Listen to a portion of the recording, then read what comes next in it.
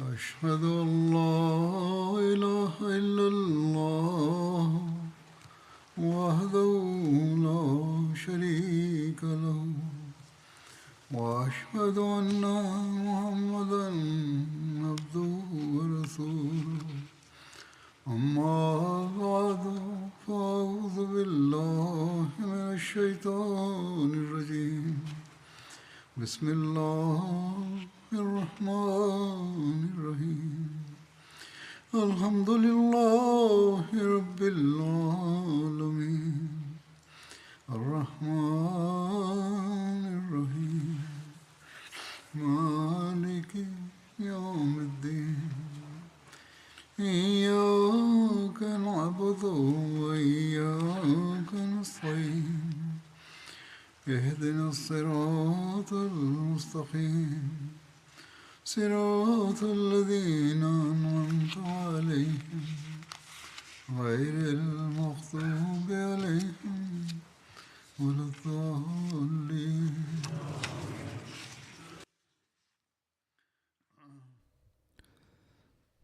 Saat ini sedang dibahas berkenaan dengan Perang Ahzab. Telah disebutkan bahwa kaum kafir mengosongkan medan perang pada malam hari karena angin kencang dan badai. Setelah pasukan kafir meninggalkan medan perang, rincian selanjutnya disebutkan dalam sejarah sebagai berikut. Ketika Allah Ta'ala telah mengusir pasukan musuh dari Rasulullah SAW, beliau bersabda, Al-ana nagzuhum wala yagzunana, yakni mulai sekarang kita akan menyerang Quraisy, namun mereka tidak akan berani menyerang kita. Dan setelah itu demikianlah yang terjadi. Orang-orang Quraisy tidak memiliki keberanian untuk menyerang umat Islam hingga akhirnya Mekah ditaklukkan oleh Rasulullah SAW. Oleh karena itu, ketika pagi tiba, tidak ada lawan yang tersisa di seberang parit. Semuanya telah melarikan diri. Rasulullah SAW mengizinkan umat Islam untuk kembali ke rumah mereka. Semua dengan gembira mulai pulang ke rumah masing-masing. Disebutkan bahwa pengepungan Khandak berlangsung selama 15 hari, atau menurut pendapat lain 20 hari. Dan ada juga yang mengatakan bahwa pengepungan berlangsung hampir sebulan.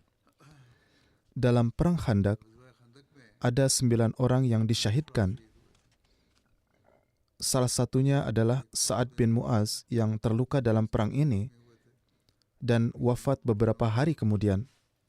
Yang lainnya adalah Anas bin Aus, Abdullah bin Sahal, Tufail bin Nu'man, Sa'labah bin An'amah bin Adi, Ka'ab bin Zaid, Qais bin Zaid bin Amr, Abdullah bin Abi Khalid, Abu Sinan bin Saifi bin Sakhar, dan ada 2 sahabat yang sebenarnya telah syahid sebelumnya, sebagaimana ini telah disebutkan, yang mana mereka pergi untuk memata-matai pasukan Abu Sufyan, dan sahabat tersebut syahid di sana. Jadi jumlahnya ada 11 yang syahid. 2 orang tersebut adalah Sulaid dan Sufyan bin Auf Aslami. Ada 3 orang musyrik yang terbunuh, yaitu Amr bin Abduwud, Naufal bin Abdullah bin Mugirah, dan Utsman bin Munabbih. Yang terakhir ini terkena panah pada hari Khandak, yaitu hari ketika kaum kafir melancarkan serangan dahsyat dan umat Islam membalas dengan anak panah. Ia terluka dan kemudian meninggal setelah kembali ke Mekah. Perang Ahzab berakhir dengan mukjizat sebagaimana kita melihatnya dalam sejarah. Berkenaan dengan hal ini, Hazrat Mirza Bashir Ahmad menulis, setelah pengepungan yang berlangsung kurang lebih 20 hari, pasukan kafir kembali dari Madinah tanpa mencapai tujuan mereka, dan Banu Quraiza yang telah keluar untuk membantu mereka juga kembali ke benteng mereka. Dalam pertempuran ini, kerugian jiwa di pihak Muslim tidak besar, hanya 5 atau 6 orang yang syahid. Namun pemimpin besar suku Aus, yakni Sa'ad bin Mu'az, terluka parah sehingga akhirnya tidak bisa bertahan hidup. Dan kerugian ini merupakan kerugian yang tak tergantikan bagi umat Islam. Dari antara pasukan kafir, hanya 3 orang yang terbunuh.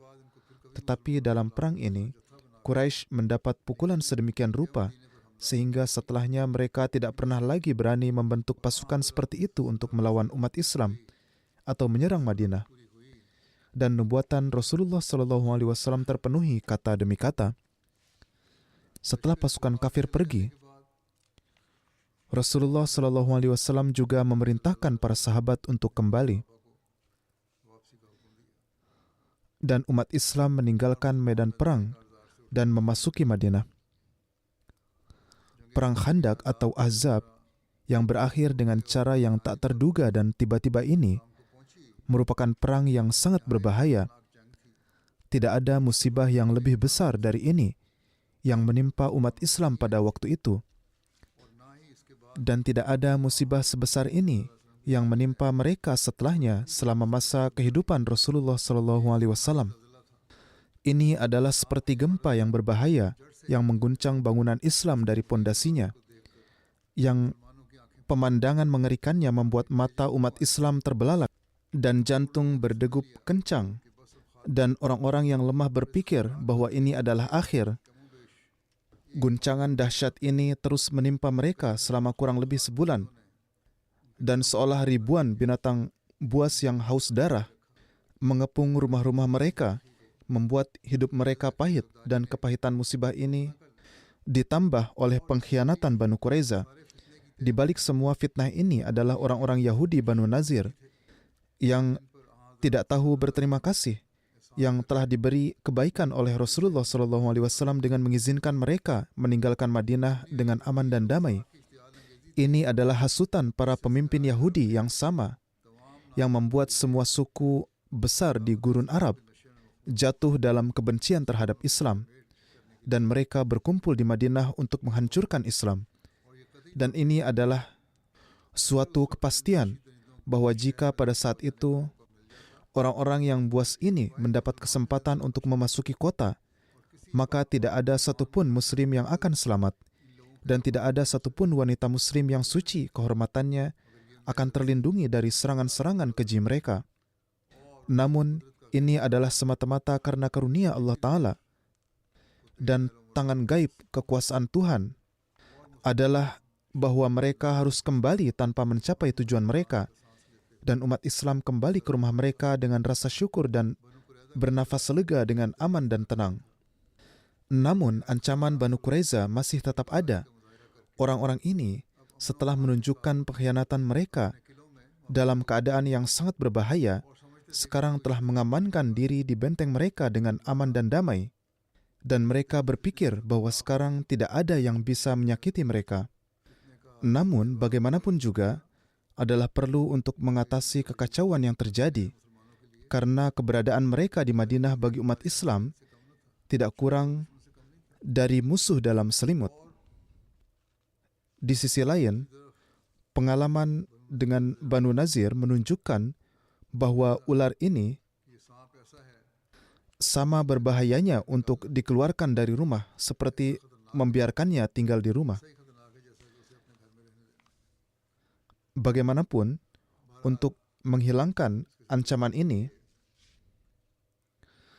tindakan juga diambil terhadap Banu Quraiza yang disebut Perang Banu Quraiza, dan ini terjadi pada bulan Zulqa'dah tahun 5 Hijriah, bertepatan dengan Maret dan April tahun 627 Masehi. Dalam Al-Quran juga disebutkan tentang hal ini. Allah Ta'ala berfirman,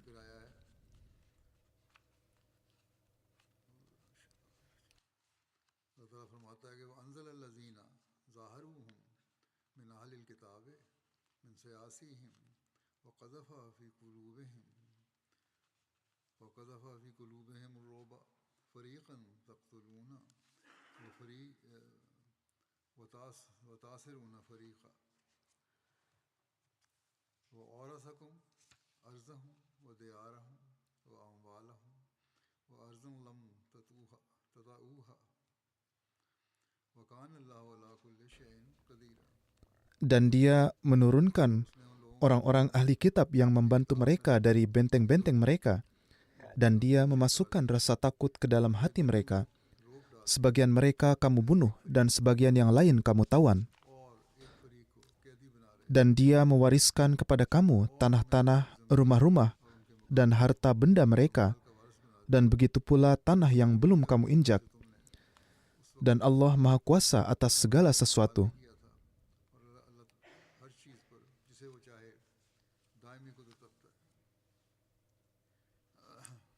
Adapun berkenaan dengan Banu Quraiza, Banu Quraiza adalah suku Yahudi,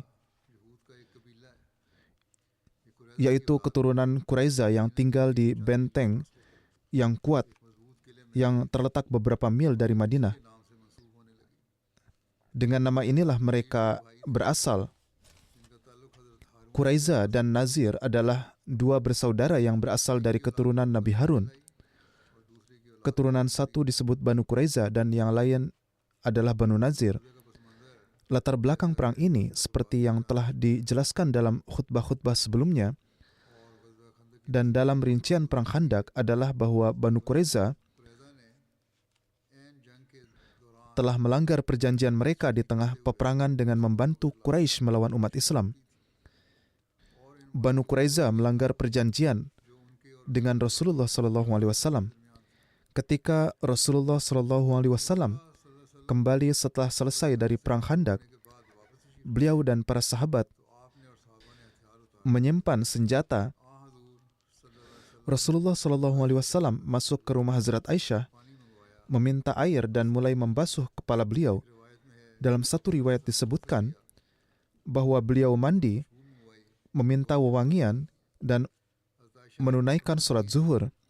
Hazrat Aisyah meriwayatkan ada seorang laki-laki yang memberi salam kepada kami saat kami berada di dalam rumah. Ia memanggil, maka Rasulullah SAW segera menghampirinya, dan saya melihat dari celah pintu. Saya melihat itu adalah Hazrat Dihya Kalbi. Ia sedang membersihkan debu dari wajahnya dan mengenakan sorban. Rasulullah SAW berdiri dan bersandar pada leher tunggangan beliau. Orang ini berkata, "Wahai Rasulullah, Anda telah meletakkan senjata. Demi Allah, kami belum meletakkan senjata." Dalam riwayat lain disebutkan, sejak Anda berhadapan dengan musuh, para malaikat belum menanggalkan senjata mereka, dan kami baru saja kembali dari mengejar Ahzab. Ia berkata bahwa para malaikat belum menanggalkan senjata mereka sampai kami mencapai Hamraul Asad, dan Allah mengalahkan mereka. Sekarang arahkan perhatian Anda ke sana. Beliau SAW bertanya, "Kemana?" Ia menunjuk ke arah Banu Quraiza. Hazrat Aisyah berkata, "Saya kembali masuk ke dalam." Ketika Rasulullah SAW masuk, saya bertanya, "Wahai Rasulullah, siapakah orang yang berbicara dengan Anda?" Beliau bertanya, "Apakah kamu melihatnya?" Saya menjawab, "Ya." Beliau bertanya, "Siapakah yang menurutmu mirip dengannya?" Saya menjawab, "Hazrat Dihya Kalbi." Beliau SAW bersabda, "Itu adalah Jibril." Di sini terungkap bahwa para malaikat belum menanggalkan senjata mereka. Ini adalah Jibril yang memberitahuku untuk pergi ke Banu Quraiza. Rasulullah SAW segera mengumumkan untuk berangkat ke Banu Quraiza dan melaksanakan sholat asar di sana. Begitu mendengar pengumuman, para sahabat segera berangkat. Ketaatan para sahabat adalah sedemikian rupa, sehingga ketika waktu sholat asar tiba saat di perjalanan dan waktu hampir habis, sebagian sahabat berpikir bahwa karena waktu sholat akan berakhir, mereka harus melaksanakan sholat dan mereka pun melakukannya. Menurut Fathul Bari, tafsir Sahih Bukhari, sebagian sahabat lainnya berkata bahwa karena Nabi SAW telah memerintahkan untuk sholat asar di Banu Quraiza, maka mereka akan melakukannya di sana meskipun waktunya telah berlalu. Menurut riwayat, mereka tiba ketika matahari telah terbenam Dan saat itu mereka melaksanakan sholat asar. Rasulullah SAW tidak menegur kedua kelompok tersebut, yaitu yang sholat di perjalanan karena khawatir waktu akan habis, maupun yang sholat di Banu Quraiza setelah matahari terbenam. Rasulullah SAW memanggil Hazrat Ali dan memberikan kepadanya bendera hitam pasukan yang bernama Uqab. Rincian ini dijelaskan dalam Sahih Bukhari dan beberapa buku sejarah.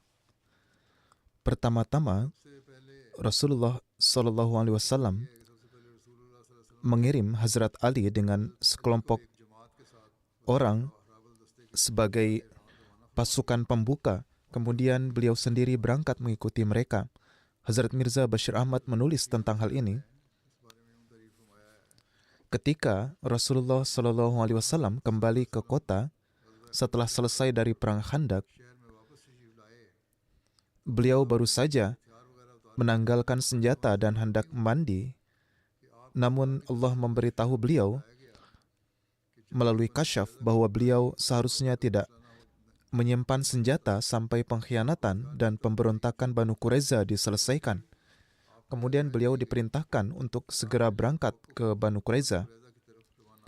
Atas hal ini beliau mengumumkan kepada para sahabat untuk berangkat ke benteng Banu Quraiza dan melaksanakan sholat asar di sana. Beliau mengirim Hazrat Ali dengan beberapa sahabat untuk berangkat terlebih dahulu. Seperti yang telah dijelaskan sebelumnya melalui riwayat Hazrat Aisyah, ini adalah pemandangan kasyaf, sebagaimana yang juga ditulis oleh Hazrat Mirza Bashir Ahmad, dan mungkin Hazrat Aisyah juga melihatnya dalam keadaan kasyaf. Mengenai keberangkatan ke Banu Quraiza, disebutkan bahwa Rasulullah SAW menunjuk Ibnu Ummi Maktum sebagai pengganti beliau mengawasi Madinah, dan beliau berangkat ke Banu Quraiza pada hari Rabu, 7 hari sebelum akhir bulan Zulkaidah. Rasulullah SAW mengenakan senjata dan baju besi, memakai helm perang, membawa tombak di tangan, dan menggantungkan perisai di leher beliau. Beliau menunggang kuda. Kaum muslim memiliki 36 kuda, dan Rasulullah SAW berangkat bersama para sahabat beliau. Ibnu Sa'ad mengatakan bahwa beliau berangkat bersama 3.000 sahabat. Seperti yang telah disebutkan, Hazrat Ali telah tiba terlebih dahulu di Banu Quraiza. Hazrat Abu Qatadah menuturkan, kami tiba di Banu Quraiza dan Hazrat Ali menancapkan bendera di bawah benteng. Ketika mereka melihat kami, mereka meyakini bahwa perang akan terjadi. Mereka kemudian mengunci diri di benteng mereka dan mulai menghina Rasulullah SAW dan istri-istri suci beliau. Hazrat Abu Qatadah meriwayatkan, kami tetap diam dan tidak menjawab penghinaan mereka, hanya berkata, sekarang hanya pedang yang akan memutuskan antara kita dan kalian. Rasulullah SAW juga tiba di Banu Quraiza dan berhenti di dekat benteng mereka di Bi'ri Anna. Ini adalah salah satu sumur Banu Quraiza. Mengenai hal ini, dalam Sirat Khatamun Nabiyyin, Hazrat Mirza Bashir Ahmad menulis, ketika Hazrat Ali tiba di sana, maka Banu Quraiza bukannya menunjukkan penyesalan atas pengkhianatan dan pemberontakan mereka dan memohon pengampunan.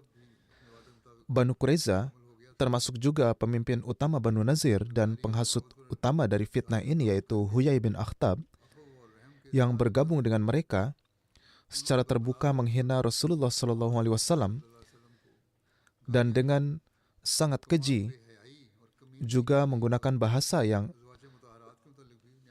buruk tentang istri-istri suci beliau. Tak lama setelah Hazrat Ali dan pasukan beliau berangkat, Rasulullah SAW juga berangkat dari Madinah dalam keadaan bersenjata. Saat itu beliau menunggang kuda dan ditemani oleh sekelompok besar sahabat. Ketika beliau mendekati benteng Banu Quraiza, Hazrat Ali yang telah kembali untuk menyambut beliau berkata, wahai Rasulullah, saya rasa Anda tidak perlu maju sendiri. Kami insya Allah akan cukup. Rasulullah SAW memahami dan bertanya, apakah Banu Quraiza telah menghinaku? Hazrat Ali menjawab, ya Rasulullah. Rasulullah SAW bersabda, tidak apa-apa, ayo kita maju. Qad uziya Musa bi aksara min haza.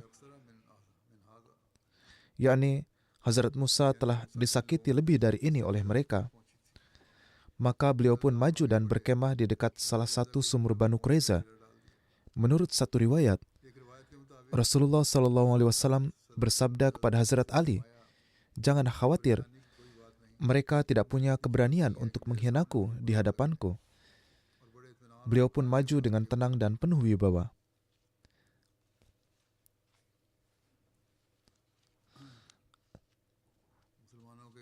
Dalam perang ini ada juga catatan tentang makanan umat Islam.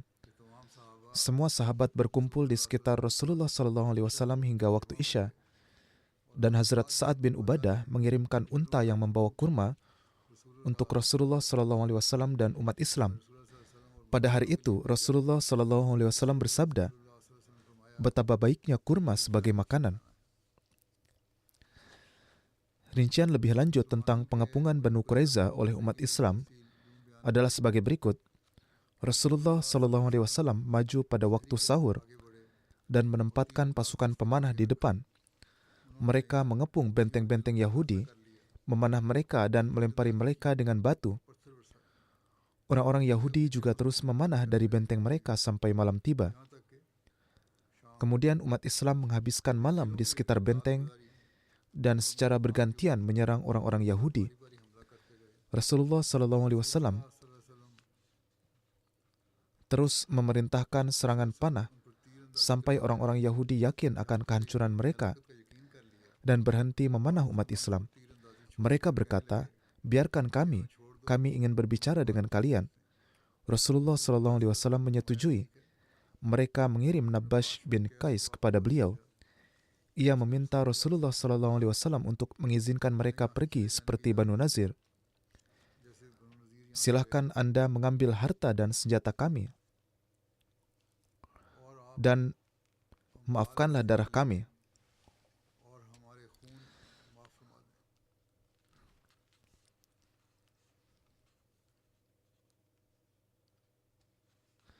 Kami akan meninggalkan kota bersama para wanita dan anak-anak kami, membawa barang sebanyak yang bisa dibawa oleh satu unta.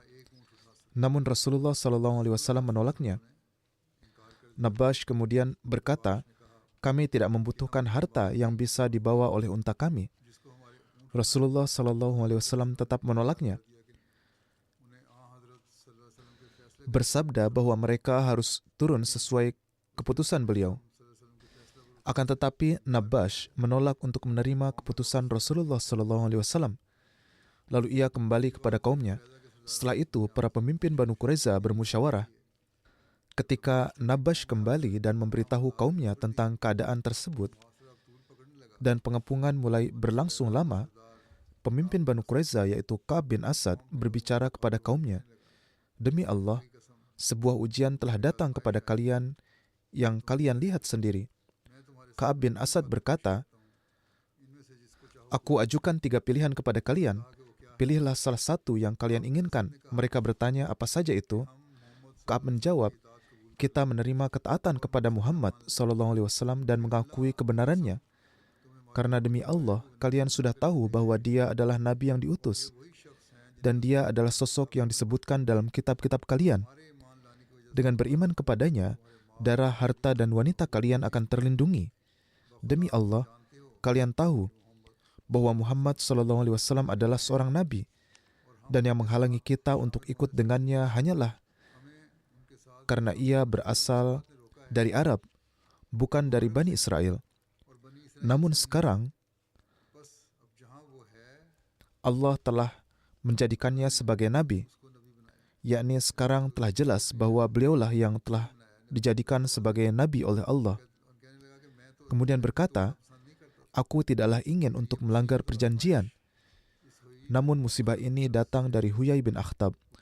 Ia duduk di dekat Huyai, kemudian Ka'ab berkata, apakah kalian ingat bahwa ada seorang ulama Yahudi terdahulu bernama Ibnu Jawas yang pernah berkata, aku telah meninggalkan tanah anggur, cuka dan kurma, yakni Baitul Maqdis atau Yerusalem, dan aku datang ke tanah yang terdiri dari air, kurma dan jelai, yaitu Madinah. Orang-orang berkata, mengapa seperti ini? Ka'ab bin Asad menjawab, Ibnu Jawas mengatakan, seorang nabi akan muncul dari kota ini, dan jika aku masih hidup, aku akan mengikuti dan membantunya. Janganlah ada yang tertipu karenanya. Artinya, terimalah ia dan janganlah mengingkarinya. Ikutilah ia dan jadilah penolong dan sahabatnya. Aku telah beriman kepada kedua kitab, yang pertama dan yang terakhir, yakni kitab yang turun pada Rasulullah SAW. Dan sampaikanlah salamku kepadanya, dan katakanlah kepadanya bahwa aku telah menerima kebenarannya. Kemudian Ka'ab berkata, kini marilah mengikuti dan menerima kebenarannya, yakni Muhammad SAW. Mendengar hal ini, orang-orang Banu Quraiza berkata, kami tidak akan pernah meninggalkan hukum Taurat, yaitu kitab Hazrat Musa, dan sama sekali tidak akan pernah menggantikannya dengan kitab lain.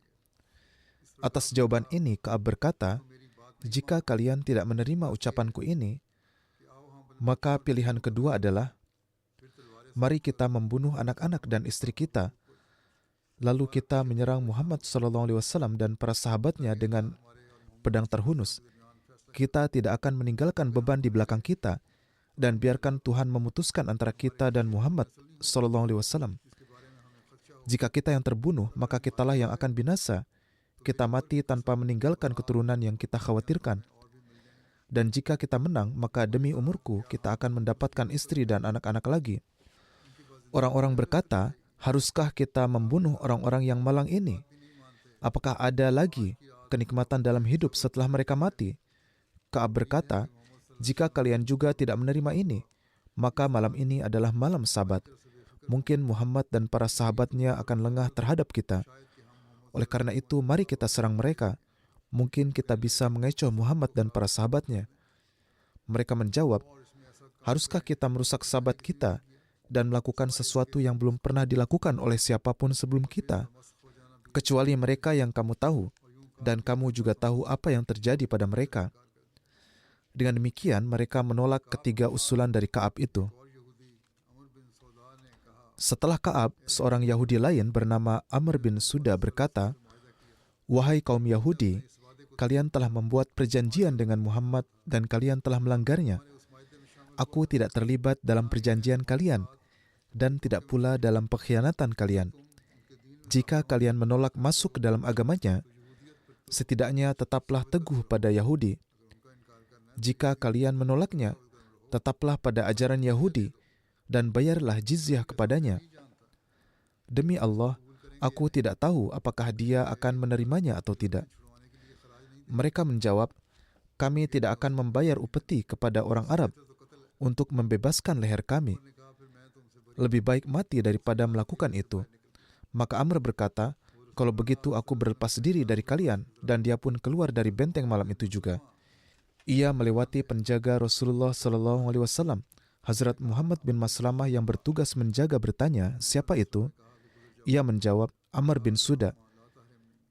Beliau berkata, lewatlah dan berdoa, Allahumma la tahrimni aqwalatahu atharatil kiram, yakni ya Allah, janganlah aku luput dari kebaikan menutupi kesalahan orang-orang yang mulia. Lalu Muhammad bin Maslamah membiarkannya pergi. Amr pergi ke masjid Rasulullah SAW, menghabiskan malam di sana dan pergi di pagi hari. Tidak diketahui kemana ia pergi. Ketika hal ini disebutkan kepada Rasulullah SAW, beliau bersabda, ia adalah orang yang Allah selamatkan karena kesetiaannya. Demikian pula, setelah mendengar perkataan Ka'ab, 3 orang lainnya keluar dari benteng malam itu juga, memeluk Islam dan menyelamatkan nyawa, keluarga dan harta mereka. Kemudian peristiwa Hazrat Abu Lubabah diriwayatkan sebagai berikut. Kini Rasulullah SAW meningkatkan tekanan pada benteng-benteng ketika pengepungan semakin ketat. Pada malam Sabtu, mereka mengirim pesan kepada Rasulullah SAW untuk mengirim Hazrat Abu Lubabah bin Abu Munzir agar mereka bisa meminta musyawarah melaluinya. Beliau adalah anggota terhormat dari suku Aus, yaitu sekutu Banu Quraiza. Rasulullah SAW lalu mengirimnya. Ketika mereka melihat Abu Lubabah, para pria mendekatinya, sementara wanita dan anak-anak menangis di hadapannya. Abu Lubabah merasa iba terhadap mereka. Hatinya terenyuh. Ka'ab bin Asad bertanya, dan ini sebenarnya adalah siasatnya. Ia bertanya, "Wahai Abu Lubabah, kami hanya memilih Anda. Sesungguhnya Muhammad tidak akan menerima apapun selain keputusannya. Bagaimana menurut Anda jika kami menerima keputusannya?" Abu Lubabah menjawab, "Ya," sambil mengisyaratkan dengan tangannya ke lehernya, menunjukkan penyembelihan. Hazrat Abu Lubabah berkata, "Demi Allah, kakiku masih di tempat itu ketika aku menyadari bahwa aku telah berkhianat kepada Allah dan Rasul-Nya. Aku malu atas isyarat yang kubuat dan membaca Inna lillahi wa inna ilaihi raji'un. Ketika aku turun, jenggotku basah oleh air mata. Orang-orang menunggu kepulanganku, tapi aku mengambil jalan lain di belakang benteng dan pergi ke masjid. Bukan kepada Rasulullah SAW. Aku mengikat diriku ke tiang sebagai hukuman. Aku berkata, aku tidak akan bergerak dari sini sampai aku mati, atau Allah menerima tobatku atas perbuatanku ini. Aku berjanji kepada Allah bahwa aku tidak akan pernah menginjakkan kaki di tanah Banu Quraiza lagi dan tidak akan melihat pemukiman di mana aku telah berkhianat kepada Allah dan Rasul-Nya SAW. Ketika Rasulullah SAW mendengar tentang kepergian Abu Lubabah dan tindakannya, beliau bersabda, "Biarkan dia sampai Allah memutuskan apa yang dia kehendaki tentangnya. Jika ia datang kepadaku, aku akan memohonkan ampunan untuknya. Karena dia tidak datang kepadaku dan pergi, maka biarkan dia." Abu Lubabah menuturkan, "Aku sangat menderita. Selama beberapa malam aku tidak makan dan minum, dan terus berkata bahwa aku akan tetap dalam keadaan ini sampai aku meninggalkan dunia, atau Allah menerima tobatku. Aku teringat mimpiku ketika kami mengepung Banu Quraiza, seolah-olah aku berada di lumpur hitam yang berbau busuk dan tidak bisa keluar darinya. Aku hampir mati karena baunya. Kemudian aku melihat sebuah sungai dan membasuh diriku di dalamnya sampai aku bersih. Dan kemudian aku mencium bau harum. Lalu aku meminta tafsir mimpi itu kepada Hazrat Abu Bakar. Beliau berkata, Anda akan terlibat dalam suatu masalah yang akan membuatmu sedih, tapi kemudian Anda akan diselamatkan darinya. Aku terus mengingat perkataan Hazrat Abu Bakar ini dan berharap Allah akan menurunkan tobat untukku. Aku tetap dalam keadaan ini sampai aku menjadi sangat lemah dan tidak bisa mendengar. Ia saat itu tengah terikat juga. Rasulullah SAW saat itu kerap melihatku. Ibnu Hisham mengatakan, ia tetap terikat selama 6 malam sampai akhirnya Allah Ta'ala menurunkan ayat tentang penerimaan tobat Hazrat Abu Lubabah.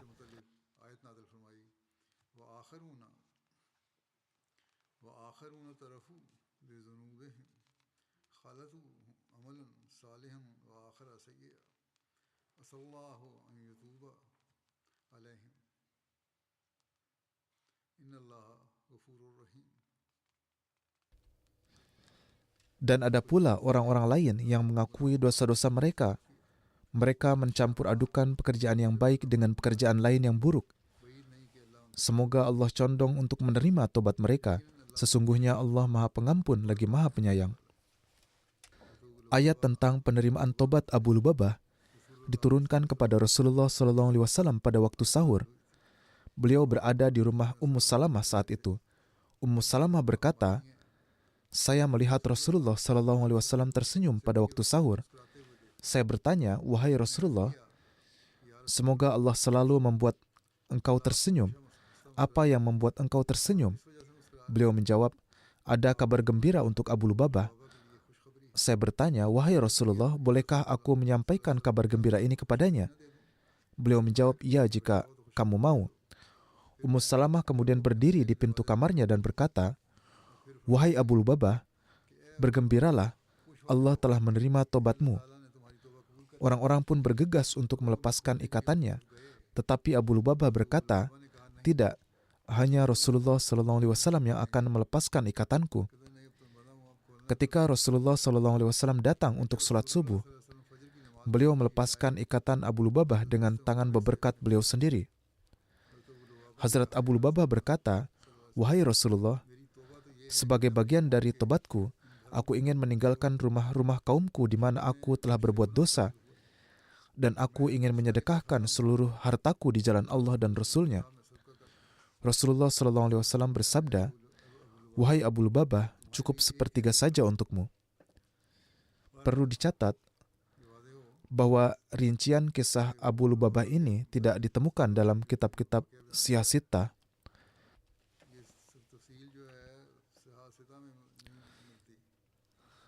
Mungkin isyarat pembunuhan yang dilakukan Abu Lubabah hanyalah hasil dari pemikirannya sendiri. Tetapi bagaimanapun juga, kisah ini disebutkan dalam buku-buku sejarah. Hazrat Mirza Bashir Ahmad juga telah menerangkan tentang rincian kejadian ini. Beliau menulis, "Akhirnya ketika Banu Quraiza merasa tertekan oleh kerasnya pengepungan, mereka mengusulkan untuk memanggil seorang muslim ke dalam benteng mereka, yakni yang memiliki hubungan dengan mereka dan cukup sederhana untuk bisa dipengaruhi oleh siasat mereka. Tujuannya adalah untuk mencoba mengetahui apa rencana Rasulullah SAW terhadap mereka, sehingga mereka bisa merencanakan tindakan selanjutnya. Oleh karena itu, mereka mengirim utusan kepada Nabi SAW meminta agar Abu Lubabah bin Munzir Ansari dikirim ke benteng mereka untuk bermusyawarah. Beliau SAW mengizinkan, dan Abu Lubabah pergi ke benteng mereka. Para pemimpin Banu Quraiza telah merencanakan agar begitu Abu Lubabah masuk ke dalam benteng, semua wanita dan anak-anak Yahudi akan berkumpul di sekitarnya sambil menangis dan meratap, berusaha membuat hatinya tersentuh oleh penderitaan mereka. Rencana ini berhasil dan Abu Lubabah segera terjebak oleh rasa kasihan terhadap mereka. Ketika Banu Quraiza bertanya, "Wahai Abu Lubabah, kamu melihat keadaan kami. Haruskah kami turun dari benteng kami atas keputusan Muhammad?" Abu Lubabah secara langsung menjawab, "Ya," tetapi sambil mengisyaratkan dengan tangannya di lehernya bahwa Nabi SAW akan memerintahkan untuk membunuh mereka. Padahal ini sama sekali tidak benar, dan Nabi SAW tidak pernah mengungkapkan niat seperti itu. Namun, karena terpengaruh oleh penampakan penderitaan mereka, pikiran Abu Lubabah terbawa oleh arus kesedihan dan tidak bisa berpikir melampaui kematian. Rasa simpati yang salah tempat dari Abu Lubabah ini yang kemudian ia sesali sendiri, sampai-sampai ia mengikat dirinya ke tiang masjid, sampai Nabi SAW sendiri yang melepaskannya dan memaafkannya. Ini menjadi penyebab kehancuran Banu Quraiza, karena Banu Quraiza tetap bersikeras, yaitu tidak akan keluar untuk mengikuti keputusan Rasulullah SAW. Rincian ini akan terus dilanjutkan, insya Allah. Para Ahmadi di Pakistan harus berdoa juga untuk diri mereka sendiri. Saat ini banyak upaya yang dilakukan untuk semakin mempersempit ruang gerak para Ahmadi. Usaha yang lebih keras dari sebelumnya harus diupayakan untuk mendapatkan keridhaan Allah Ta'ala, karena keadaan semakin terus memburuk seperti yang saya katakan. Semoga Allah Ta'ala memberikan karunia dan kasih sayangnya. Maka dari itu, para Ahmadi yang tinggal di seluruh dunia dan juga yang berasal dari Pakistan harus berdoa khususnya untuk saudara-saudara mereka di Pakistan. Semoga Allah Ta'ala membebaskan mereka dari kesulitan-kesulitan. Begitu juga berdoalah untuk para Ahmadi di Bangladesh, dan mereka juga harus berdoa untuk diri mereka sendiri.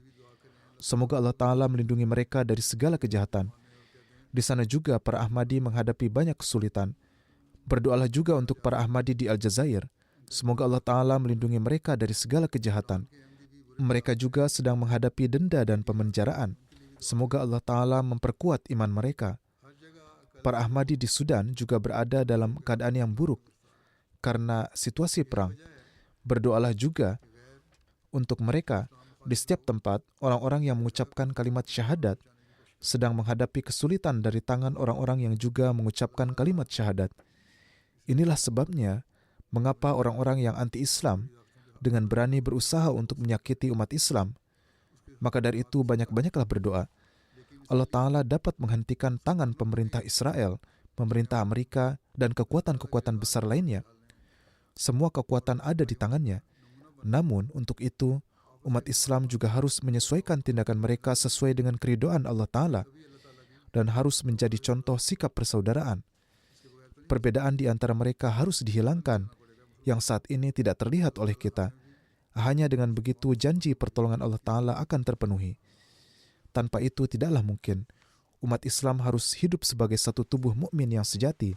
Semoga Allah Ta'ala memberikan kemampuan untuk ini kepada kita dan semua umat Islam.